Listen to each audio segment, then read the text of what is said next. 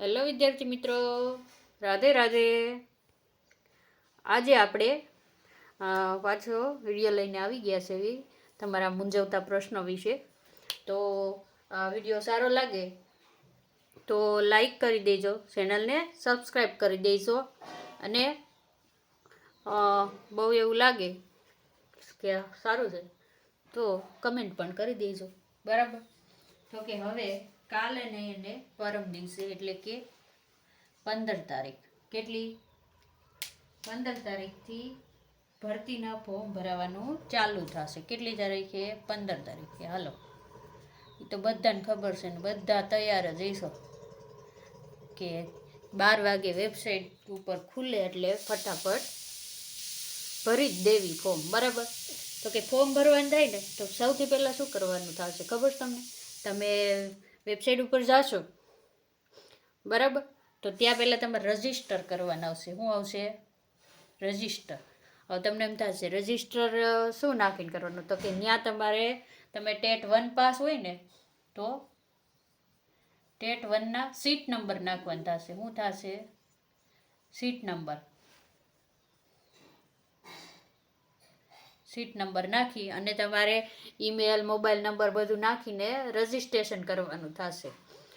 આ રજિસ્ટ્રેશનની પ્રોસેસ પૂરી થાય પછી તમારે પાછું લોગિન કરવાનું રહેશે. એના ઉપર લોગિન થશો પછી ફોર્મ ભરવાનું ચાલુ થઈ જાય. પછી તમારી જે ડિટેલ હોય એ નાખી દેવાની. તો ઘણાને એમ થશે કે આ ટેટ 1ની તો માર્કશીટ આવી નથી, તો શું કરવાનું? તો કે અત્યારે હજી એનું કાંઈ કીધું નથી, પણ આપણે ખાલી ટેટ 1ના સીટ નંબર નાખશું ને એટલે બધા માર્ક ને પાસ નાપાસ ને બધું નામ ને બધું એની ડિટેલ ઉમેરાઈ જશે, બરાબર.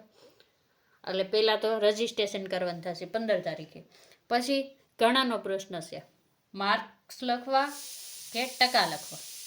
તો કે અહીંયા આપણે માર્ક લખવાના છે. દાખલા તરીકે કે ધોરણ 12માં તમારે લખવાના થાય માર્ક્સ, તો કેટલામાંથી લખવાના થશે? તો કે મેળવેલ ગુણ અને કુલ ગુણ. તો કે મેળવેલ ગુણ કેટલા હોય? તો કે કુલ ગુણ તો બધાને ખબર છે, એમાં 700 હોય, બરાબર. ધોરણ 12ની માર્કશીટ જોવો એટલે 700 હોય. તો કે એમાં તમે કેટલા મેળવા છે? તો હાલો આપણે 656 લઈ લેવી, બરાબર. તો આ ટકા નથી લખવાના, મેળવેલ ગુણ લખવાના છે. પછી એવી જ રીતે બહુ પ્રશ્ન હતો. આપણી પણ કમેન્ટમાં એક પ્રશ્ન આવ્યો છે કે ટેટ નહીં, ભૂલી જાજો, પીટીસી ના માર્ક ક્યાં ગણવાના, બરાબર? ક્યાં માર્ક ગણવાના? કારણ તમે માર્કશીટ જોઈએ છે ને તો એમાં આપેલી છે કેટલામાંથી, તો પહેલા ને બીજા વર્ષના બેના ટોટલ કરવાના, તો એવું કરવાનું નથી. અહીંયા બીજા વર્ષના જ ગણવાના છે. કયા વર્ષના? બીજા વર્ષના. એટલે તમારે કુલ ગુણ છે ને 1000 આવશે, બરાબર. અને એમાંથી તમે જે મેળવા હોય એ, બરાબર, જેણે જેટલા મેળવે. આ તો મેં એમને લખ્યા છો ખાલી. તો કે 1000માંથી લખવાના. આપણી કમેન્ટમાં એક બેને પ્રશ્ન કર્યો હતો કે મારે 1500માંથી 1200 ને આ 1500 છે એમાં મારે કે 2 વર્ષનો ટોટલ કે 1288 થાય છે, બરાબર. એ કે એને કેટલા? તો કે મારે ટકા છે ને 82 આપેલા છે માર્કશીટમાં, અને આ રીતના તમે કાઢો તો એ કે મારે 85 થાય. તો કે મારે શું લખવું? તો તમારે આવી ભૂલ કરવાની થતી નથી, બરાબર. એ બેન જોતા હોય વિડીયો તો સમજી જાજો, તમારું જ ઉદાહરણ આપ્યું છે. તો કે તમારે છે ને બીજા વર્ષની માર્કશીટમાં ટોટલ ગુણ 1000 આપ્યા છે. છેલ્લું ખાનું હશે, તમે માર્કશીટ જોઈ હોય તો આ રીતનું છેલ્લું હશે, 1000 હશે, પછી અહીંયા 500 હશે, બરાબર. અને પછી અહીંયા તમે જે મેળવા હોય ને એ ગુણ લખેલા હશે ટોટલ. તો તમારા 500ની ગણતરી નથી લેવાના, આ 1000 અને આ 709 એ રીતના ગણતરી લેવાની. જેણે ન જોયું હોય માર્કશીટ એકવાર જોઈ લેજો. હવે કે ટ્રાયલ કઈ રીતે ગણવું? તો કે ઘણાને બીજી વાર પરીક્ષા આપી હોય, ઘણા સેમેસ્ટરમાં બીજી વાર આપી હોય, તો કે ટ્રાયલ કઈ રીતે ગણવું? તો કે ટ્રાયલ છે ને તમારે છેલ્લા વર્ષનું ગણવાનું. કયું? છેલ્લા વર્ષનું. હવે ઘણાના પ્રશ્ન હતા કે મારે અહીંયા આપણે લખીએ આગળ કે કોલેજમાં ત્રીજું સેમ આવે ને, સેમ લખી દઈએ આપણે. એમાં બીજી ટ્રાય હતી. ઘણીવાર પહેલી ટ્રાય પાસ ન થયા તો બીજી ટ્રાય હતી, બરાબર. તો કે મારે ટ્રાયલ સર્ટી રજૂ કરવાનું, તો કહે નહીં, તમારે ટ્રાયલ સર્ટી રજૂ કરવાનું નથી થતું, બરાબર. એટલે કયું ટ્રાયલ સર્ટી ખબર? બીજી વારનું હોય એ સર્ટિફિકેટ. બાકી એક વારનું તો બધાએ કરવાનું જ છે. પહેલી વાર ટ્રાયલ સર્ટી તો બધાને હશે જ, ફર્સ્ટ ટ્રાય વાળું. પણ આ તમે બીજી ટ્રાય કરો એટલે સેકન્ડ ટ્રાય વાળું આવશે, બરાબર. તો કે ઈ ટ્રાયલ સર્ટી છે ને ખાલી એને જ રજૂ કરવાનું થાય કે જેને પીટીસીના બીજા વર્ષમાં બીજી ટ્રાય હોય, બરાબર. બીજી ટ્રાય હોય તો એને બીજી ટ્રાય વાળું સર્ટિફિકેટ મેળવી લેવાનું કોલેજમાં. અને કોલેજના 6થા સેમમાં ટ્રાયલ હોય તો એણે બીજી વારનું ટ્રાયલ સર્ટિફિકેટ મેળવી લેવાનું. અને પહેલી વારનું જો તમે ફર્સ્ટ ટ્રાય પાસ હોય તો એ તો બધાને ટ્રાયલ સર્ટિફિકેટ કમ્પલસરી છે જ. પણ આ બીજી ટ્રાયવાળાનું આપણે મેન જોયું, બરાબર. તો કોઈ પણને 6થા સેમમાં કે પીટીસીના બીજા વર્ષમાં કે 12માના બીજા વર્ષમાં હોય તો સ્કૂલ તરફથી ટ્રાયલ સર્ટિફિકેટ બીજી વારનું પણ કઢાવી લેવું. હવે ઘણાની પ્રશ્ન હતો કે માર્કશીટમાં ગ્રેડ આપેલ છે તો શું કરવું? તો કે માર્કશીટમાં ગ્રેડ આપેલો હોય ને તો તમારે શું કરવાનું? યુનિવર્સિટીએ જવાનું અને ત્યાં શું કરવાનું? એ કોલેજવાળા કે યુનિવર્સિટીવાળા હોય ને એ તમને ગુણ ગણતરીનું પ્રમાણપત્ર કાઢી આપશે, બરાબર. એ તમારે લઈ લેવાનું છે. ગ્રેડ હોય એને, હો, ઘણાને ગ્રેડ આપેલા હોય છે. અને જેણે લગભગ તો સૌરાષ્ટ્ર યુનિવર્સિટી મારા ખ્યાલથી તો માર્ક જ આપે છે. તો કે ત્યાં તો માર્ક જ હોય છે. જેને માર્ક હોય ને એને કાંઈ કરવાનું થતું નથી, બરાબર. જેને ગ્રેડ આપેલ હોય એને કોલેજે જવાનું કે તમારી યુનિવર્સિટીએ જ્યાં જાઓ ત્યાં તમને એ ગુણપત્રક કાઢી દેશે, જેમાં કુલ ગુણ અને મેળવેલ ગુણ લખેલા હશે, બરાબર. એ એક કઢાવી લેજો જેને ગ્રેડ હોય એ. હવે ઘણા એમ કે આ ટ્રાયલ સર્ટિફિકેટ છે એ ફોટા વાળું ઘણાય નહીં છે, ઘણાયને ફોટા વગરનું હોય છે. તો બે ચાલશે. આપણે 12મું કે પીટીસીનું કે પછી ગમે એ હોય ટ્રાયલ સર્ટિફિકેટ ઘણી કોલેજો ફોટાવાળું કાઢી દે છે, ઘણી ફોટા વગરનું કાઢી દેશે. તો બે માન્ય રહેશે, એમાં કોઈ વાંધો આવશે નહીં, બરાબર. હવે તમને એમ થશે કે આ ટ્રાયલ સર્ટિફિકેટ તો આપણે આગળ જોઈ ગયા કે ફર્સ્ટ ટ્રાય હોય તો એ કાઢી લેવાનું, સેકન્ડ ટ્રાય હોય કે એ રીતે કાઢવાનું. પછી તો કે ડોક્યુમેન્ટ અપલોડ કઈ રીતે કરવાના? આપણે ફોર્મ ભરશું ત્યારે અપલોડ શું કરવાના? હવે જો આ ખાસ જોઈ લેજો કે તમે એક ટ્રાય પાસ થઈ ગયા હોય ને તો એ ડોક્યુમેન્ટ અપલોડ કરવાના, બરાબર. ઘણાને અહીંયા બીજી ટ્રાય છે, બરાબર. તો એ બધા જ કરવાના. તમારે શું કરવાનું?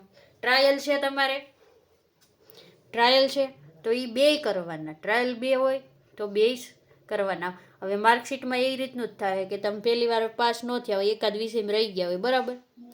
ધારો કે 7 વિષય હોય એમાં 6માં પાસ થઈ ગયા અને એક વિષય રહી ગયો તો તમે બીજા વર્ષે કે 3 મહિના પછી જે પરીક્ષા આવે એ આપીને તમે પાસ થઈ ગયા તો એ એક વિષયનું માર્કશીટ આવે તો એ બંને અપલોડ કરજો, બરાબર. અને મેરિટ કાઢવામાં આ ગુણને રિપ્લેસ કરવાનું હોય એ તમે આગળના વિડીયોમાં જોઈ લેજો. બાકી આપણે મેરિટ કઈ રીતે કાઢવું એ પણ આપણે આગળ એક વિડીયો બનાવી લીધો છે, તમને સારો લાગે તો જોઈ લેજો.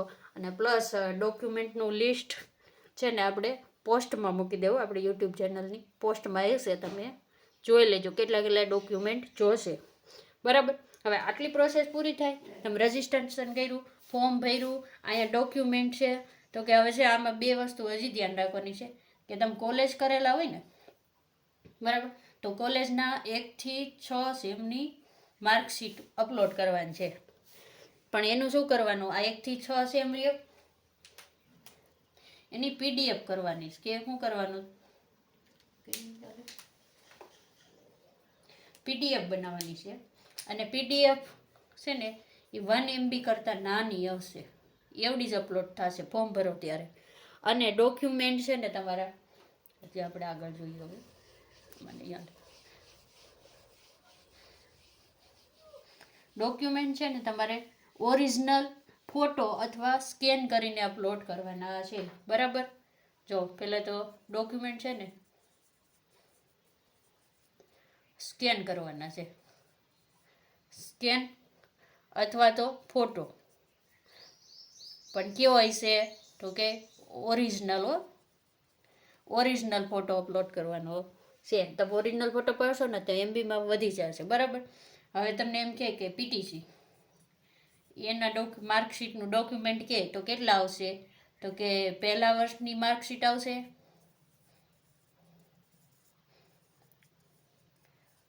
માર્કશીટ અને બીજા વર્ષની માર્કશીટ આવશે. બરાબર. પછી જેને કોલેજ કરી હોય ને એને 1 થી 6 સેમની રિઝલ્ટ હોય ને રિઝલ્ટ એની PDF કરીને, તો ધ્યાનથી સાંભળજો, PDF કરી અપલોડ કરવી. સ્પેલિંગ ખોટો હોય તો જોઈ લીજો. અપલોડ કરવી. બરાબર. એક ફોટો હાલશે નહીં. અહીંયા પણ એ જ રીતનું થશે. બીજા વર્ષમાં પણ શું થશે, PDF કરવાની. અને PDFની સાઇઝ કેવડી રહેશે, તો કે સાઇઝ પૂછે તો 1 MB કરતાં નાની, 1 MB અથવા 1 MB કરતાં નાની હશે. પછી ફોટો અને સિગ્નેચર. બરાબર. અને આ બધું લઈને તમારે ક્યાં જવાનું છે, તો કે પછી ક્યાં જવાનું, જિલ્લા સ્વીકાર કેન્દ્રએ.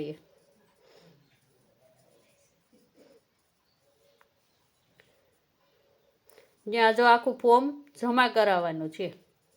અને જો ત્યાં એ લોકો ચેક કરશે તમારું ઓરિજિનલ ને આ માર્કશીટની જે તમે એક કોપી આખી બનાવી છે, પછી ફોર્મ ભર્યું છે, એની પ્રિન્ટ કાઢી છે, બધું. બરાબર. ત્યાં જમા કરાવવા જશો એ લોકો ચેક કરશે, અને જો કોઈ ભૂલ હશે તો તમને સુધારવાનો ટાઈમ આપશે.